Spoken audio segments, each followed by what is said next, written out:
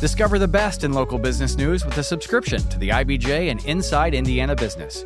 For a limited time, try us out for just $1 a week for 8 weeks. Claim this limited time offer now at ibj.com/trial offer.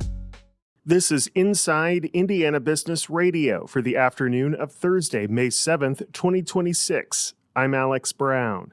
Munster-based Powers Health has begun construction on a 5-story, $80 million outpatient center on the community hospital campus. When complete in 2028, the nearly 126,000 square foot facility will house physician offices and outpatient services, including cardiac rehabilitation, physical therapy, and non-invasive cardiology procedures that are currently provided at the hospital. The health system said the project is the first of a multi-phase effort that will eventually see the center grow to about 440,000 square feet. It was not immediately clear if any new jobs would be created as a result. Hundreds of brightly colored flags fly high across the Indianapolis Motor Speedway grounds, and a Hoosier business is now the track's official flag supplier. Michael Green founded Flags for Good in 2020 and calls himself a flag nerd. When I first moved to Indianapolis, one of the first things I noticed was how people put out checkered flags in the month of May.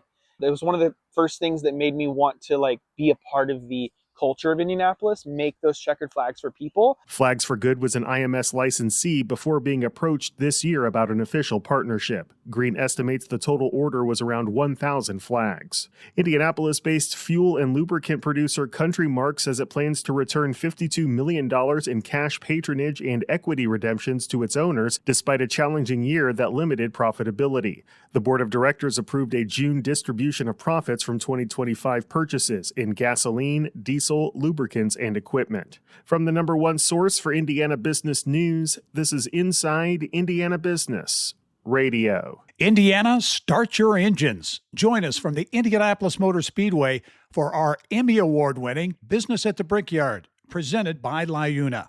All month long, we'll bring you exclusive interviews, features, and a behind-the-scenes look at how the business of motorsports and racing drive the Indiana economy. Business at the Brickyard. It's front row access you won't want to miss. Indiana has joined 46 other states allowing name, image, and likeness deals for high school athletes. IIB's Aubriana Herron has more. The Indiana High School Athletic Association Board of Directors approved the new rule this week in a 13-5 vote.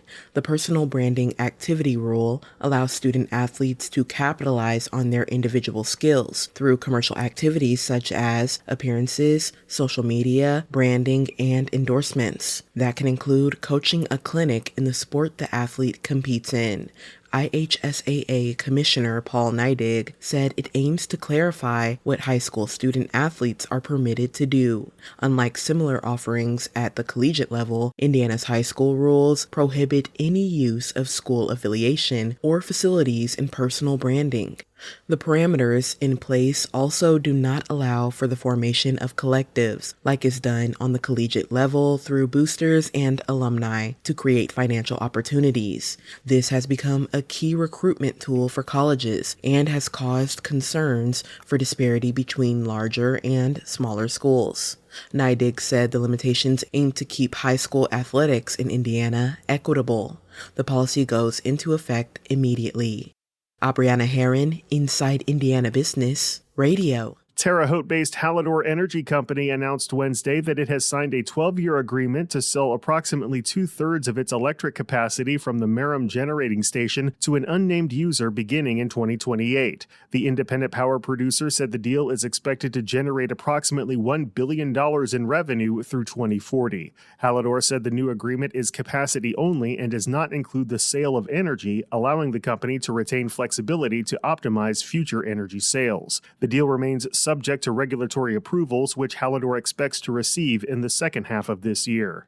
Indiana Governor Mike Braun and the Indiana Office of Entrepreneurship and Innovation have launched an initiative designed to support small business owners as they plan for the future. The state on Wednesday announced Keep In, a statewide effort to provide resources for small businesses to reduce preventable business closures and support smoother business ownership transitions. Brian Schutt is director of the Office of Entrepreneurship and Innovation. More than half of Indiana small and medium-sized businesses are owned by people 55 or older. And going a layer deeper, that represents anywhere from 679,000 to 906,000 jobs that are at risk over the next decade or so as this generation transitions out of being owners. The initiative includes a pilot program that will involve small businesses in the southern and northwest parts of the state. Taylor University President Michael Lindsay is this week's guest on the Business and Beyond podcast with Gary Dick, presented by PNC, a weekly conversation with high-profile Hoosiers in business, sports, and entertainment, and beyond. Available now on the IBJ Media app or your favorite podcast provider. I'm Alex Brown for Inside Indiana Business Radio on Demand.